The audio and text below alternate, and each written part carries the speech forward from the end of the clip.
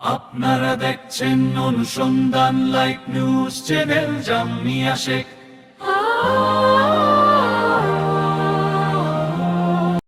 আপনারা জানেন ২ নং জুবলি ইউনিয়ন থেকে ৩ নং কৈসাপুর ইউনিয়ন পর্যন্ত আজকে দেখেন পাহাড়ি বন্যায় আজকে তলিয়ে গেছে এই রাস্তাঘাট।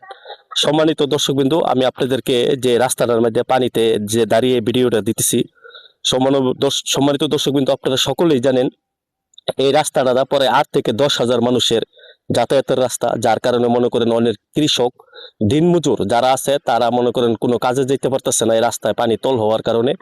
অনেক অটো চালকরা আছে, অটো আনতে পারতেছে না, কারণ যার জন্য অটোর মোটর পানির নিচে থাকে, জ্বলা যায় বা নষ্ট হয়, এরকম ক্ষতিগ্রস্ত হয়। সম্মানিত দর্শকবিন্দু, আপনারা সকলেই জানেন আজকে এই বন্যা থাকার কারণে এই এলাকার দরিদ্র মানুষ যারা আছে তাদের সকলেরই চলাচল খুবই কষ্ট, তাদের অনেক কষ্টে দিন পার করতেছে। তারা আজকে ২ দিন যাবত তারা বাড়ি থেকে বাহির হতে পারে না, 2 দিন ধরে তারা আজকে ঘর বসে কোনো কাজে যাইতে পারে না।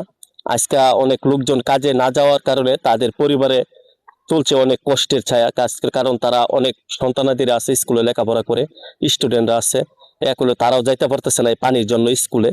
আজকে আমি আপনাদেরকে দেখাই এই নলুয়া ঘুষবেড়ের মাঝামাঝি যে রাস্তাটা, এই রাস্তাটা আপনারা আমি ক্যামেরার মাধ্যমে দেখাই। এই যে দেখেন পুরাটা রাস্তা পানির তলে, যার কারণে মনে করেন মানুষ পায়ে হেঁটেও যাইতে পারে না, অনেক কষ্ট তাদের পানির জন্য।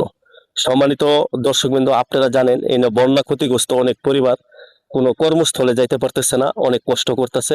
আপনারা যারা এই বন্যা ক্ষতিগ্রস্ত পরিবারের পাশে থাকবেন বা থাকার ইচ্ছুক আছে, আপনারা একটু আসবেন, আইসা একটু জায়গাটা দেখবেন যে তারা কতটুকু কষ্ট করতেছে। তারা অনেক পরিবারই দিন আনে দিন খা, তারপরেও তারা অনেক কষ্ট করতেছে এই বন্যার পানি থাকার কারণে। তারা কোনো কর্মস্থলে যাইতে পারতেছে না, তারা যেন সুন্দরভাবে কর্মস্থলে যাইতে পারে আর তাদের পরিবারটি যেন একটু সুন্দরভাবে ডাল ভাত খাইতে পারে। যারা মনে করুন এই কষ্টটা যেন তাদের না হয়, আপনারা একটু তাদের পাশে থাকবেন সকলেই। ধন্যবাদ।